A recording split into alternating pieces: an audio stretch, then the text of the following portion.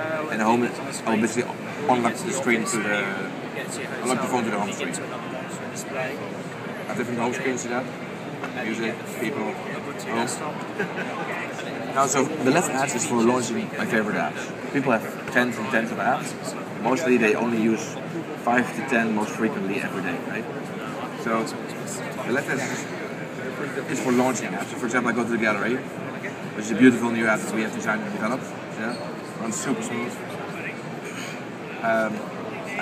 Often I use multiple apps, right, in parallel, and I'm switching between apps all the time. Multitasking is really important on my phone. So when I go to the launcher again, I can also launch, for example, the camera. Right? Go to camera, and maybe I want to go and launch notes as well, to make a note. Right? Now, if I want to go back to my previous app, happens a lot, right? I simply use the right edge of the screen for that. Yeah. So I go back to the camera. See that? Go back to the gallery. Go back to notes.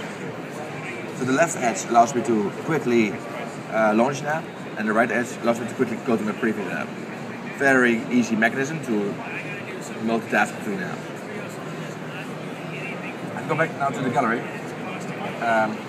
One of the core design principles we had was we didn't want to clutter the interface with buttons. Buttons are, you don't use them all the time, they're a bit annoying. Basically, especially when I look at content, I want to look at the content, not the stuff around it, right? It's kind of noise.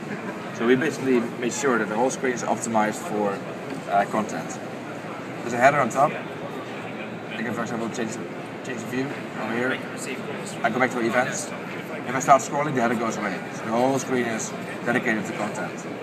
For example, when I open a picture over here, still no controls. If I want to do something with the picture, I can bring in the controls if I want to. And that's what you do with the bottom edge. See? So for example, when I want to edit the picture, over here, share a picture, or go back. Sorry. I'll go back and back in the gallery. Right? So left edge for launching apps, right edge for going back, bottom edge for revealing controls. Which one is missing? The top edge. Right? So what we found was that often when you're using apps, sometimes you want to change the setting.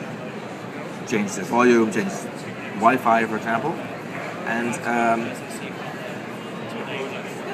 for doing that, I don't want to go and leave my app. I just want to quickly change it and go back to my app where I was.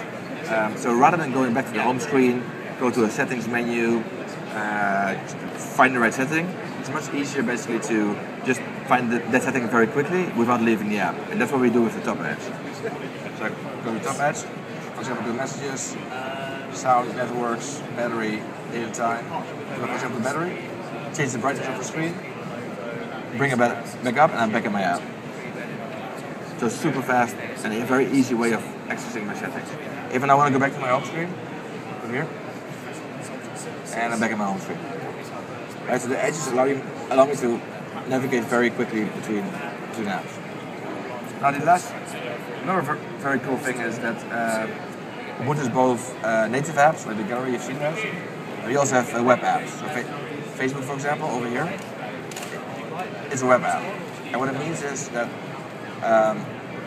web apps, and so HTML5 apps basically, and native apps sit alongside each other on Ubuntu, and they both use core components. So web apps are integrated within the platform and used, for example, notifications, or can use the messaging menu. So when I go to the messaging menu, over here, for example, I'll see, also, there you go. I see Facebook message, for example. Even though it's HTML5 app, it uses the native messaging menu. Also, when I go to people, my contacts, open the contacts, I see the status update. So HTML5 apps are deeply integrated. We both have native and HTML5. The reason why we also have native is many situations still require very fast performing environments. So for example, games, multimedia apps, something like that, right? You still want high performance apps. That's why we have native. We also have HTML5 apps to support the full web, right?